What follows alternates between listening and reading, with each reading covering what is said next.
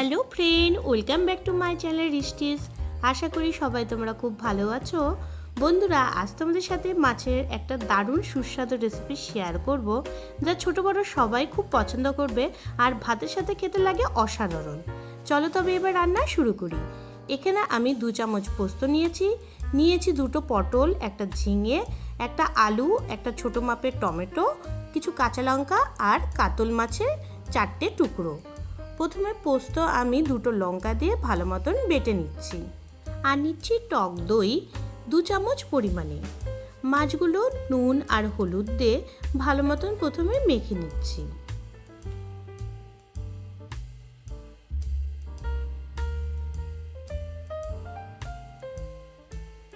এবার gas on করে কড়াইটাকে হালকা গরম করে নিয়ে তার মধ্যে 3 চামচ পরিমাণে সর্ষের তেল দিয়ে তেল ভালো মতন গরম করে নিচ্ছি। হলুদ নুন দিয়ে ম্যারিনেট করে রাখা মাছের টুকরোগুলো এবার আমি ওই গরম তেলের মধ্যে দিয়ে দিলাম।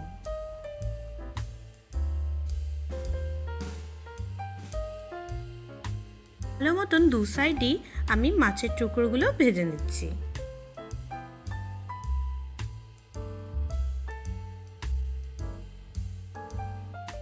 ভাজা মাছের টুকরোগুলো এবার অন্য পাত্রে উঠিয়ে নিচ্ছি।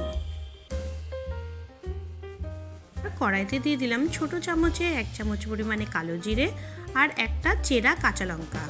কালো জিরে আর কাঁচা লঙ্কা 1 মিনিট আমি হালকা ভেজে নিচ্ছি। এবার এর মধ্যে আমি কেটে রাখা আলুর টুকরোগুলো দিয়ে দিলাম। আলুর টুকরোগুলো এবার 2 মিনিট আমি প্রথমে ভেজে নিলাম। এবার এর মধ্যে আমি ঝিঙের টুকরো আর পটলের টুকরোগুলো দিয়ে দিচ্ছি। সাথে দিয়ে দিচ্ছি নুন স্বাদ অনুযায়ী। নুন দেওয়ার পর আলু, ঝিঙে, পটলের টুকরোগুলো ভালো মতন 2 থেকে 3 মিনিট ভেজে নিচ্ছি। এবার এর মধ্যে দিয়ে দিলাম হলুদ গুঁড়ো দেওয়ার পর সব কিছু ভালো মতন মিশিয়ে আরও 1 থেকে 2 মিনিট ভেজে নিচ্ছি।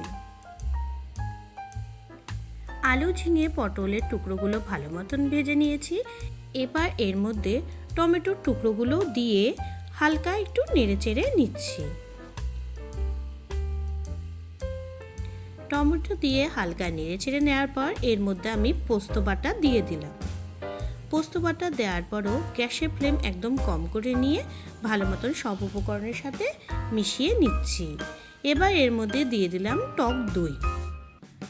সব উপকরণ হালকা 1 মিনিট নেড়েচেড়ে নিচ্ছি। গ্যাসের ফ্লেম কিন্তু একদম কমিয়ে নিয়েছি এই সময়।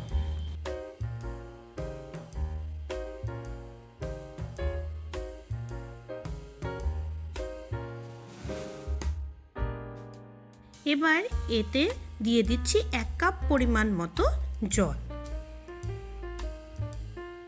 আর দিয়ে দিচ্ছি 2টো চেরা কাঁচা লঙ্কা। কাঁচা লঙ্কা দেওয়ার পর হালকা একটু নেড়েচেড়ে নিচ্ছি। ঝোল যখন ফুটতে শুরু করেছে তখন এর মধ্যে মাছের পিসগুলো দিয়ে দিলাম।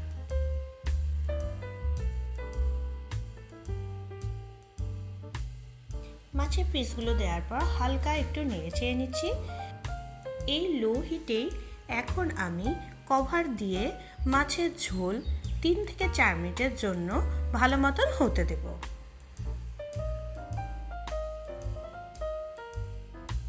4 মিনিট পর কভার সরিয়ে নিলাম। ভালো মতন দেখে নেব এবার আলু, ঝিঙে, পটলগুলো সেদ্ধ হচ্ছে কিনা। সব কিছু ভালো মতনই সেদ্ধ হয়ে গেছে।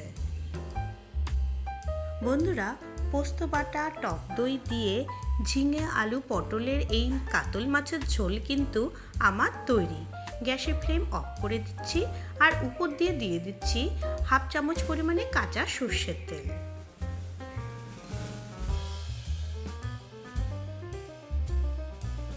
ভীষণ হেলদি এই মাছের ঝোল যে কোনো দিন দুপুরবেলায় ভাতের সাথে খেতে লাগে অসাধারণ।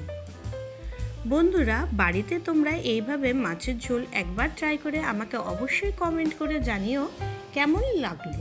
রেসিপিটি ভালো লেগে থাকলে অবশ্যই ভিডিওটি লাইক করে দিও, ফ্রেন্ডস ফ্যামিলির মাঝখানে শেয়ার করে দিও। আর নতুন বন্ধুরা, তোমরা আমার চ্যানেলটিকে অবশ্যই সাবস্ক্রাইব করে দিও, পাশে বেল আইকনটিকে ক্লিক করে দিও নিত্য নতুন রান্নার রেসিপি সবার আগে পাওয়ার জন্য। আজকের ভিডিও এখানেই শেষ করছি। সবাই খুব ভালো থেকো, দেখা হবে পরের ভিডিওতে।